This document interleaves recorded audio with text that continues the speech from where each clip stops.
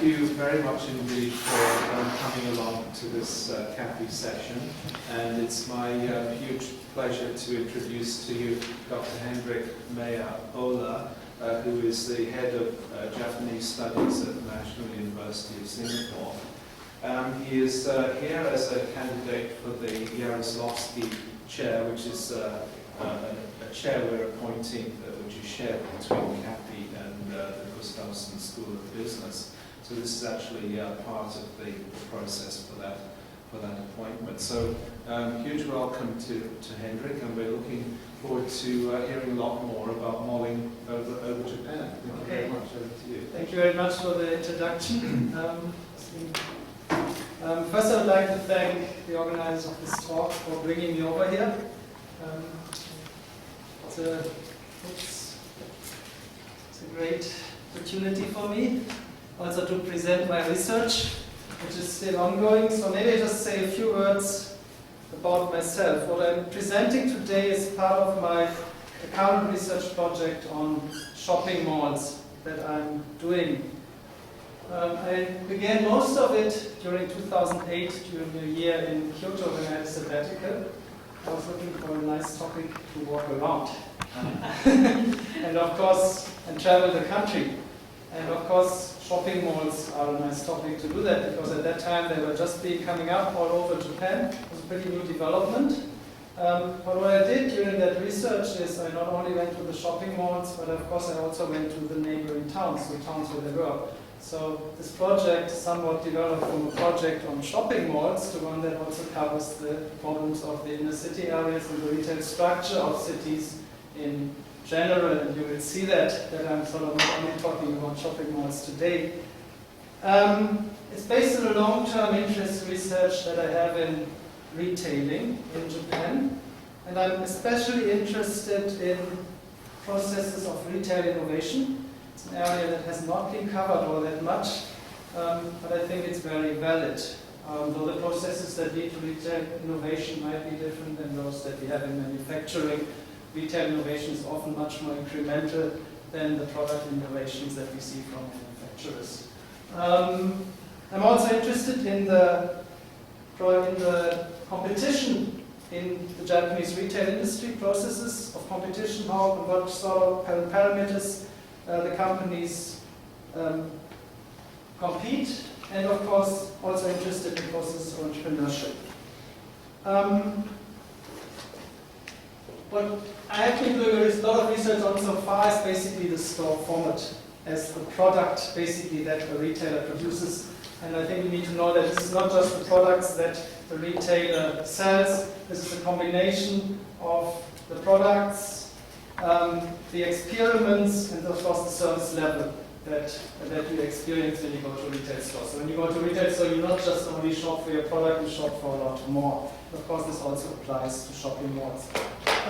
When we talk about shopping malls, and my talk today is basically titled Perspectives, we can talk about a lot of things here. Some of them are more in the business area. Shopping malls are a place for entrepreneurship. They are large-scale investments, places for selling, places for innovation. But they are also social spaces, spaces for entertainment, so links to the consumer. They are also managed spaces where you cannot just do whatever you want as a retailer, but also, of course, as a consumer. They are regulated spaces in a way that the government normally takes a huge interest in the development of shopping malls because it affects the retail structure of a country, and especially the role that small retailers play in the city center. And then, of course, there are workplaces. So if you put all this together, they are very complex places, and there's a lot of things to talk about, and I will show you how I address the topic today. So today I'm especially interested in the position of shopping malls in the evolution of Japanese retailing.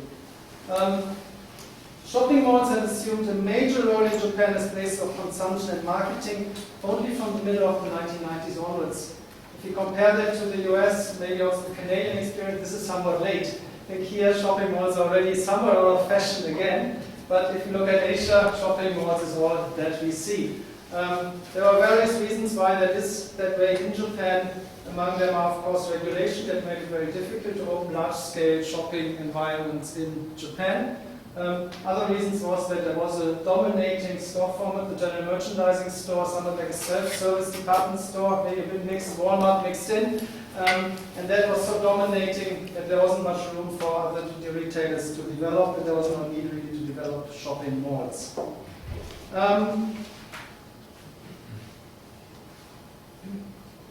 So using a few numbers, we see that actually we've got 3,000 shopping centers in Japan today.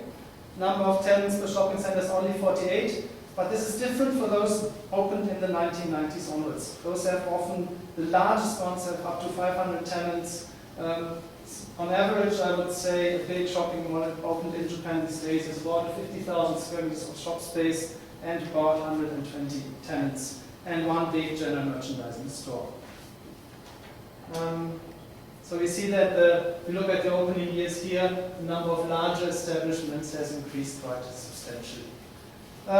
Today I would like to make two main arguments, if I find the time to do that.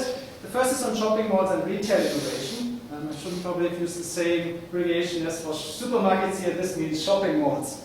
And I would like to argue that shopping malls are not the main cause for the decline of small retailers in Japan and shopping streets. And I would argue that this is another group of retailers. Yet, once built, I think they stand in the way of the redevelopment of the shopping street revitalization, because now the old shopping street really has to compete with what people find in the shopping mall. The second argument is that shopping malls stand for the differentiation and sophistication of marketing concepts in Japan in general. Companies are no longer just addressing the middle, right? The middle class, the undifferentiated marketing. They just look at age, basically, and maybe gender. These days they are more looking at lifestyles and a more differentiated market. My second argument is about the organization of shopping mall development and management. I would like to argue that shopping mall development is a continuation of competition between the large retail conglomerates in Japan. Because what we see in Japan is that it's basically the retail companies who develop and manage the shopping malls. And this makes it maybe quite a unique case if you compare to what we see in other countries. The second is that in a way shopping mall development links the old and the new entrepreneurial companies in Japanese retailing. The old previous entrepreneurial companies are operating the shopping malls, and the new entrepreneurial companies actually are coming in there as tenants. And that creates quite an interesting relationship.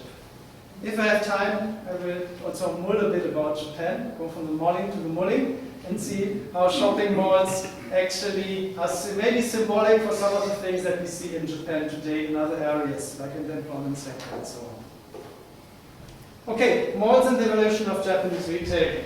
I will look at two shopping malls here. They go to wide right, one in Niigata, the other one in Tokyo. So quite different in location. This is more provincial, absolutely provincial and rural location, even 20 kilometers off Niigata here. This is Toyosu Lalaport, which is basically a harborfront development in Tokyo. Look at the malls in terms of comparison. You see that they're actually, the mall in Tokyo is a bit bigger, has more tenants, but doesn't have a really anchor tenant. And this shows it's not twice the size, right? So this gives the right perspective here. Overall, they are quite different. If you look at the tenants, they're more international than in Tokyo. While we have the general superstore here that really stands for mass merchandising in Japan, and national chains in the other here. Here, the one mall in Shibata is run by Aeon, the one major big retail group that we see in Japan, while the mall in Tokyo is run by Mitsui, which is one of Japan's major and most traditional old real estate development companies that basically turned into shopping mall development only relatively late, but now sees it around the major areas of its business. This is the mall in Shibata. It's a mall, right? Looks like a mall. Sits there, parking all around it. Basically totally centered to the internal. It's located a bit on the outskirts. This is the city center. This is the shopping street. Here, this is all rice fields already. I think I have a picture coming of that. And then you see a lot of suburban, single housing here. The distance from here to here is about 3 kilometers.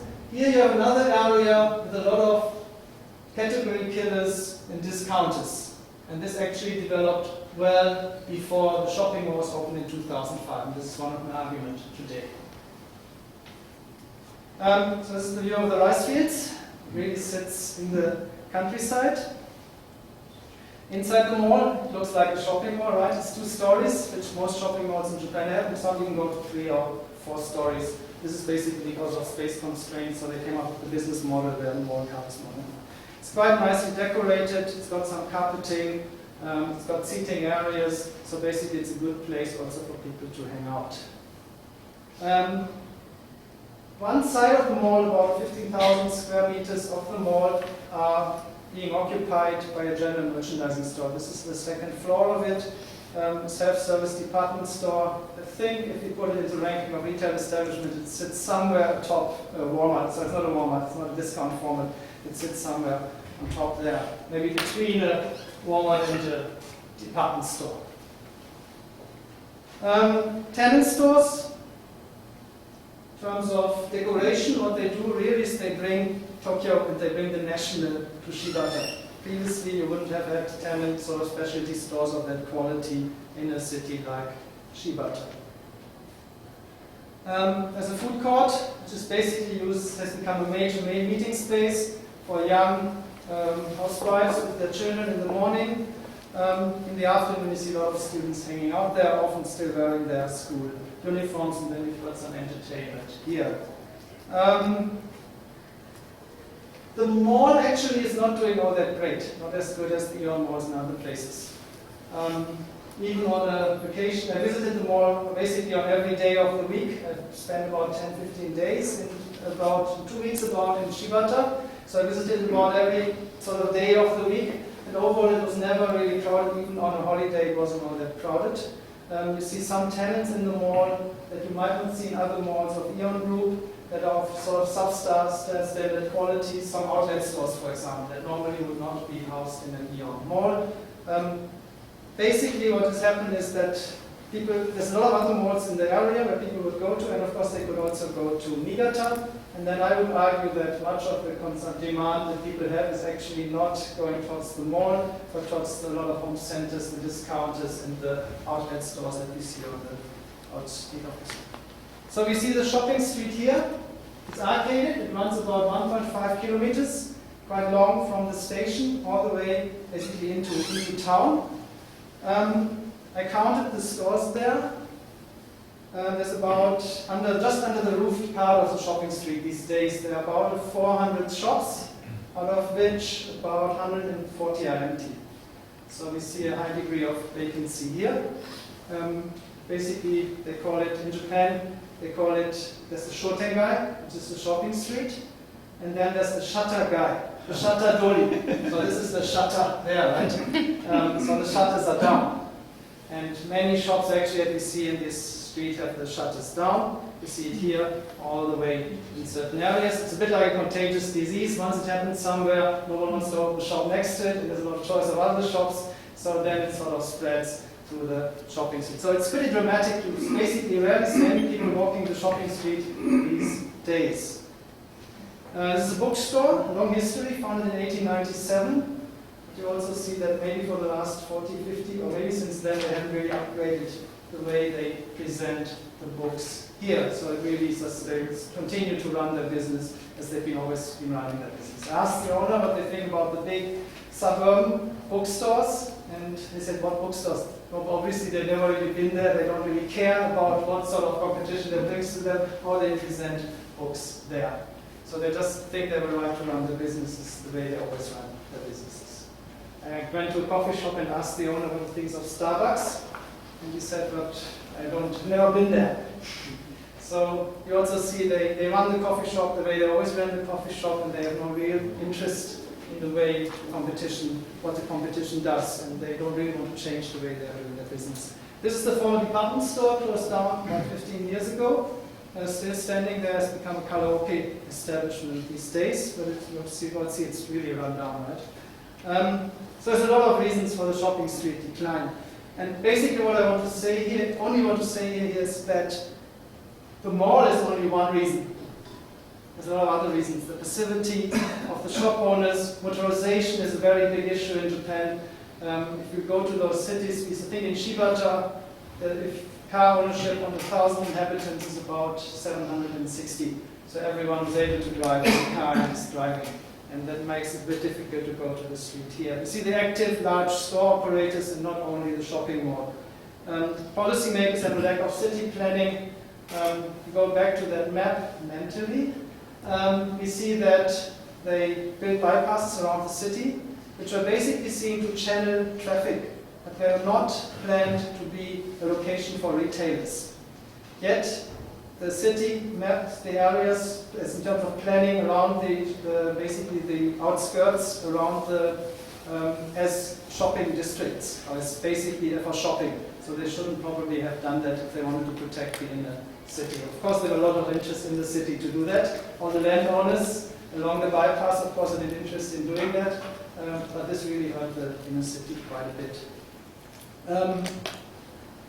I think what's more interesting is actually to ask, is not why the shops in the inner shopping district are declining. This is pretty clear. It's more interesting to ask why do they survive, and if there's time later we can discuss that. It has to do with continuing business relationships. If you go to the bookstore, for example, you see that they are labeling books there, and when you ask them, who are you labeling the bookstore, they say, oh, it's for the school library. So there are some ongoing business relationships that are there, always depending on walk-in customers. A photographer would not just go serve to walk-in customers, he would also accompany children on their school trips. So they have come up with business relationships that are sort of ongoing. In the bank, if you ask the tea seller, he says we're also selling tea to institutional clients like the banks who are then serving their customers when they come to us. So there's a lot of things underlying that we don't see here. There's also other sources of income, right? Quite a few of the retailers are above 65 years. They have some basically pension income already. They're still continuing to run their shops. Some have real estate income. Some work second jobs. Now it gets, this is what basically when you come to a sort of a regional Japanese city these days, you drive through kilometers and kilometers, even if you're coming to Tokyo, of these stores. Now, I once took a British colleague and said, oh, this is the US. So I was quite surprised to see that in Japan, and relatively few tourists to Japan would actually see it, because if you go directly into the city, you don't really see what's up there in the outskirts of the city. But this is basically what most Japanese cities look like.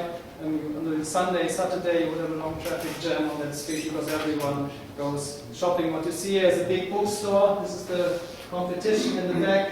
Then you see basically an internet cafe, which is much smaller, of course, than the sign that it has outside here. So my argument is that the stores on the outskirts developed from the late 1980s onwards. They gained pace in the 1990s, so well before the shopping mall development. The development was not driven by national chains, I think this is quite important, but by local entrepreneurs from Shibata or neighboring cities in Niigata. Actually, this opens a whole new research topic, because looking at these companies is very interesting. The success was not just based on lower prices, so it's not just discounting here. The convenience of location by car is important, but also the understanding that the local retailers, the local entrepreneurs had of their markets out there. So it wasn't the national chains. And national chains actually have sometimes been struggling when they went in rural locations, because they don't really know what these customers want. And some of these companies developed into regional and national chains, and I will show you some of them now. For Uoroku here, which is this is the first store. Now they're operating store all across Shibata, another 40 stores across the Tohoku region. Actually, some of them were affected by the recent tsunami and they had to close them. So big supermarket company with their base in Shibata. It originated in this town here. This is Komeri, one of the biggest Japanese home center chains, operating, I think, about 8,000 stores all across Japan these days. Came from a neighboring town, from Shibata. But for example, this is flagship format was developed in Shibata and opened there for the first time in 1984. Again, it's not just based on discounting, it's really based on knowledge of the needs of the people in rural community, and what they really need is gardening supplies, obviously, and they need hardware, because many of them are still running a farm on the side. And this is what this company has realized, and it's brought together these two product groups in a very concentrated setting nearly, and it's nearly operating this chain in a convenience store way. So the backup operations are very, very strong in terms of logistics and even in product design. This is Hardhoff, which has 600 stores all across Japan, also is located from Shibata. So when I came there, I was very surprised to see this amount of entrepreneurship in a place where I basically expected nothing, apart from a dying shopping street and a shopping mall. So we've got this group of companies in between, and this is really what is outcompeting the small stores in the inner city in this developed here. It's not so much the shopping mall. The shopping mall also has problems basically it's competing with the companies here. So I think what does it stand for? You see on this juxtaposition, right? One side the shopping mall, on the other side the shopping street. And if you read books today on the development of Japanese retailing, you will see that, they say the shopping malls moved in and now the shopping streets are dying. This is not the case. Before that happened, it was this category killers, the discounters, the home centers that moved in on the outskirts.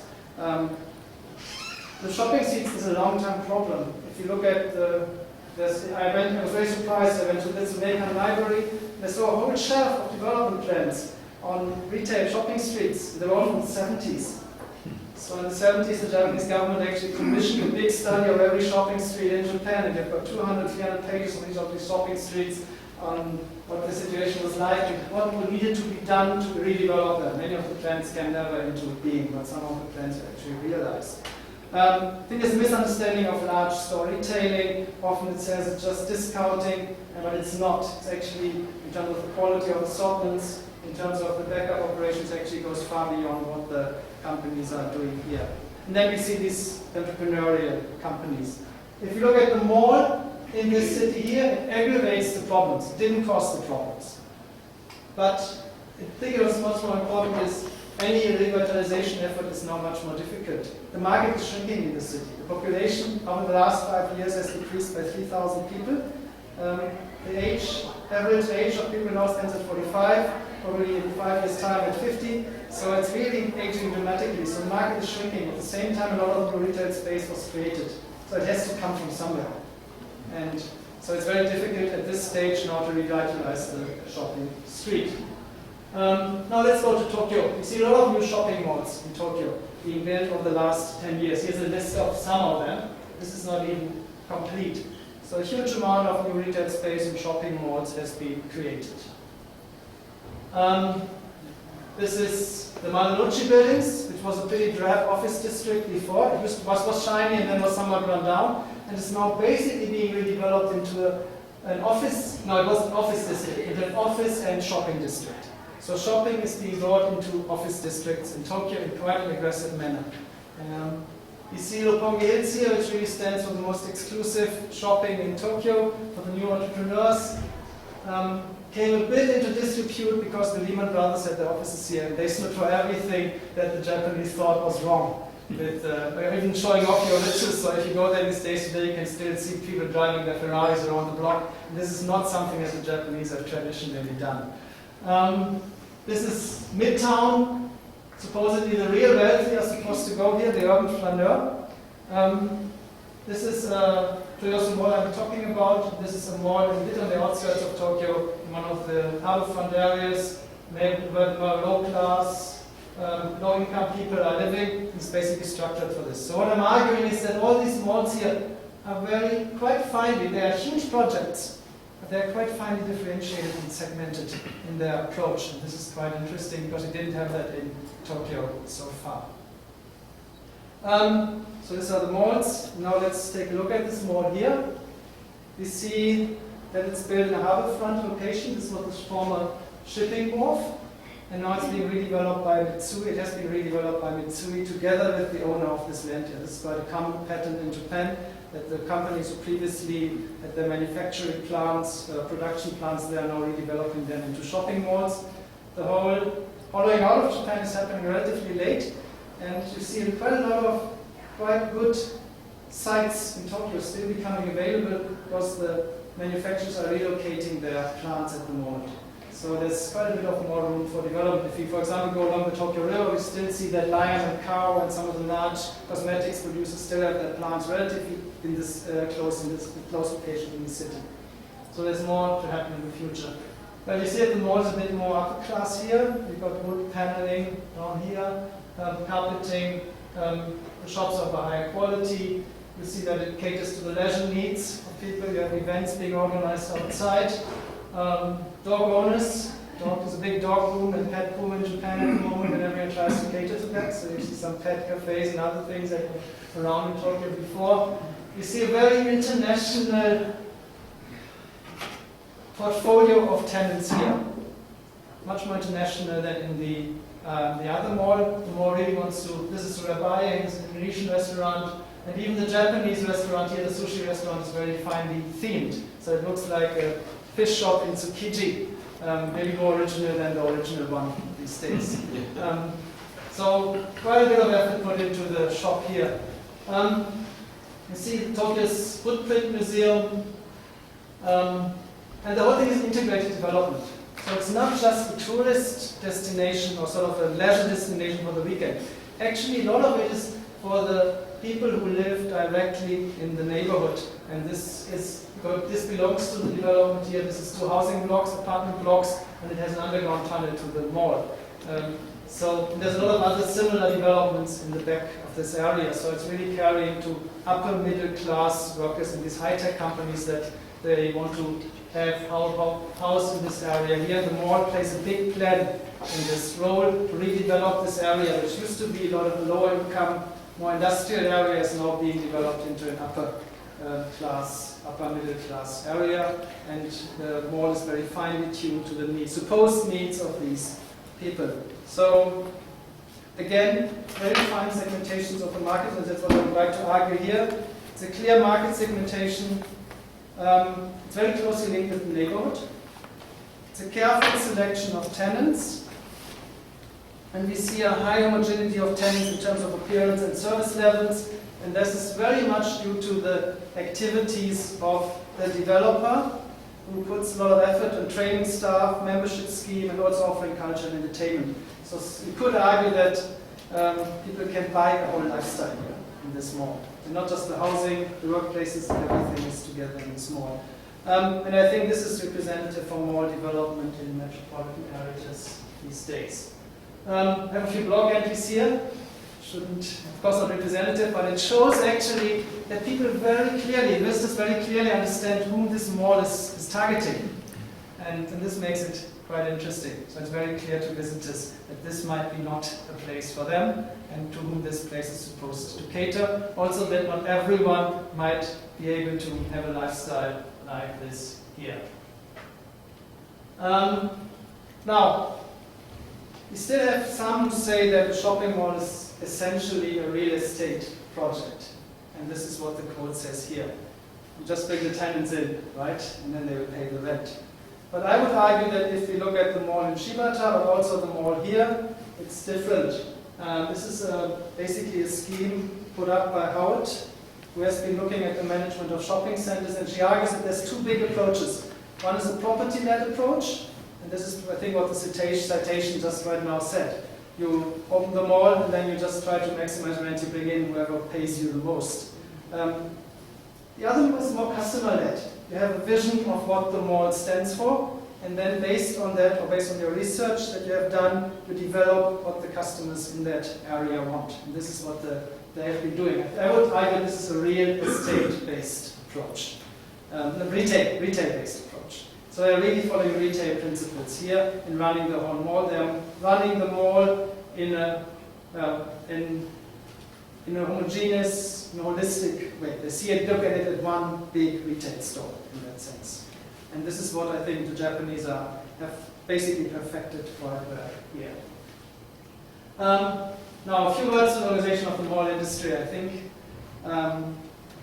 Basically, if you look at who is developing shopping malls, you see 3 big groups. You see the national or regional retail conglomerates, we see the major retail developers, and we see independent mall developers.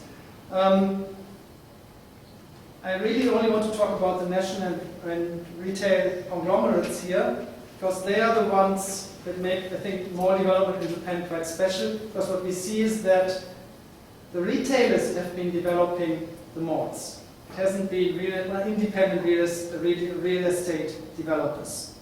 And what they have been doing is most of the suburban and provincial malls in Japan these days are actually managed by the retail conglomerates, subsidiaries of the retail conglomerates.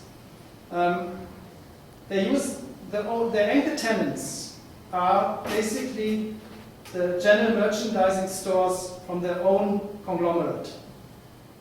So half of the mall actually, or 1/3 of the mall normally is taken up by their own general merchandising stores. So you can already see maybe conflict of interest here. Right? Maybe that's not the best to basically house there. Maybe it's not the best use of space. So that's quite an interesting development. And now, of course, we can ask the question, why do they do that? And why is it successful? Is it successful in the end? That the mall industry is organized like that. If you look at the tradition, or if you look at how Japanese business was organized, this is quite a common pattern. That companies weren't very focused in what they are doing, neither they are trying to cover a very broad area. If you look at, for example, the horizontal keiretsu, where companies try to have representation in each area of business, or we try to control their supply chains. Now there has been an argument that this has been going away in Japan, but if you look at the retail conglomerates here, I think I can argue that it's still around, or we might even call them the new keiretsu, the new groupings in Japanese economy. So here you see one. This is the Aeon Group. Sorry, I didn't get to translate it, but you see that they are in the general merchandising, supermarkets, drugstores, developer, financial services, home centers, convenience stores, foreign companies, and so on, right? Even a bit of a department store companies, food services. So they are a pretty broad conglomerate here. And the argument that Japanese companies are actually focusing their activity in a certain area, I think if you might have to reconsider that, you might have to take a closer look at that and look at these retail groupings. Of course, the retail groupings are new groups. So this is the general merchandise. It was the dominant retail format until the 1990s. And the operators only developed into retail conglomerates from the 1970s onwards. First, introducing discount stores, convenience stores, drug stores, consumer finance, and so on. We see two national holdings today. One is the Aeon Group and one is Seven & i Holdings, which is better known for its convenience stores. It's even operating, I think, convenience stores around the world. Then we've got two big regional holdings, a few more actually if you go a bit further down. So you can see their sales here. This is the Seven & i Group basically being active in the same areas as the Aeon Group before. I might not look that different to you. Aeon is here. And now Aeon is really the company that is dominating mall development in Japan. 64 out of 160 malls larger than 40,000 square meters are operated by that retail conglomerate. Seven & i Holdings is getting into malls a bit later than the other group, only 7 malls in that bigger category. Uni has 9 larger shopping malls, and Izumi has 10 malls with a space of over 30,000 square meters. So all of these large groups have been getting into mall development, often, like it is so often in Japan, following the market leader. First Aeon went in, and then the others sort of followed, and are now trying to catch up, but that will be very difficult. Now, the general merchandising stores are often now, these days, while they used to be the entrepreneurial group in Japan, are often now seen as a traditional group in Japanese retailing, together with the department stores. If you look at life cycles or formats, many have argued that the general merchandising store format would go down, it's not differentiated enough, it offers everything and nothing, consumers have no idea whether this is a price aggressive or it's a depth of assortment, so people have no idea really why they should go there. So people have argued this is basically a retail format on the downturn. On the other hand, what has really been growing during the 1990s onwards, and this is what Dawson and Lark also argue here, is it's apparel specialist retailers, discount, electrical, even the small supermarkets. So on the one hand, we see this is the mall operators, and this would be the mall tenants here. So I argue that the operators here, the traditional part of the retail sector here, uses the more progressive part to drive customers, continue to drive customers to their stores. And of course, they also participate in the income that these chains are earning by basically renting out retail space to them. So it's a very interesting sort of coexistence. If you look at the more sort of evolutionary models of retail development, we could maybe speak from, I don't know whether it's symbiotic or more parasitic relationship or a host relationship. We can discuss that. We still want to talk about evolutionary models of business evolution. So I have some questions here. What levels are the Japanese retail conglomerates competing on? And what role does mall development play? How are they competing through their shopping malls? What's the relationship with tenants? Are conglomerates using their malls to participate in progressive companies' success? Are companies providing growth opportunities to specialty chains? Because this is the other side of the medal. You can say, well, they are profiting from it, but if you look closer, you also see that the specialty chains, some have been growing based on the shopping malls, if they always open stores in the same shopping malls of one retail conglomerate. What I did is I constructed a database of shopping malls and tenants, and to try to find out about the exclusivity and similarity of Japanese malls in terms of tenants.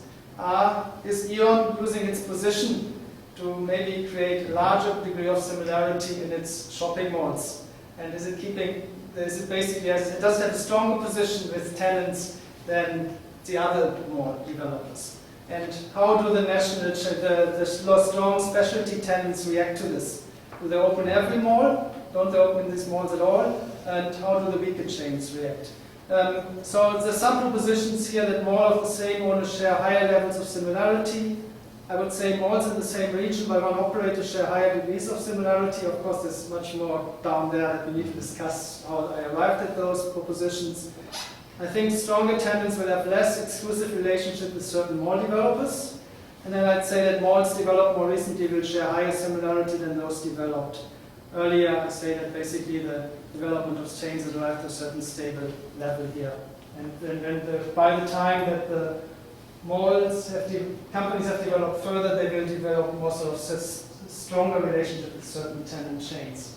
So this is the sample here. 20 Aeon malls, 8x7 in I Holdings, and so on. So it's about 53 malls that I've got in the sample here. You see at the average size difference is a bit. Average number of tenants is pretty high in all of these malls. So overall, the database is quite substantial if you do your numbers here.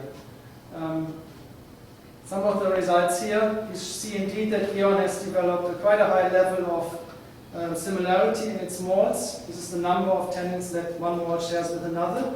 Sometimes we see that this is on average here. In some malls we see that basically 55 out of 120 tenants are shared with another mall. So this is the malls that have the highest degree of similarity. But of course this is the average numbers here. In terms of the period, actually 2005 to 2007, the malls open during that period is the time when similarity was highest. So it's not the most recent open mall. I would explain that with the fact that, that competition has grown, that the competition between the malls has grown, so there's more need to differentiate malls these days. The other reason that I have is that tenant chains have become more selective in opening in malls. There was a bit of a bubble in terms of tenants. They would move, and whenever you opened a mall, it would be filled up with tenants immediately. There was a rush of tenants going into shopping malls, but now many of these tenant companies actually have discovered that shop in a shopping mall is not always a profitable one. Okay, so I just go through that. So I can also see some non-exclusive relationships. Actually, the strong tenant companies are opening in every shopping mall. They don't differentiate, but we see exclusive relationships here, and this is something I still have to investigate about more. We see 87 brands that have more than one outlet and only with Aeon. So there's some exclusive relationships to be found. We see some brands actually run by the retail conglomerates themselves. Okay, so there's some findings here. See some evidence of some similarities, some evidence of importance of region, Highest level is in 2005 to 2007, evidence of exclusive relationships and strong tenants open with all developers. So there's some answers to my earlier questions. Of course, I have to go deeper in that research. So these are my arguments again. I don't want to go through that. We see the decline of shopping streets. We see differentiation of marketing concepts. We see the competition between retail conglomerates that is extending to mall development. And we see how shopping mall development links old and new entrepreneurial companies in Japan. I think I will end here. So moving over Japan, I think I just show you my slides here. Of course, we show that it shows stratification, changes in workplaces, and a lot of other things. So maybe we can leave that for the discussion. Thank you very much for your attention, and apologies for rushing through this so much. Okay.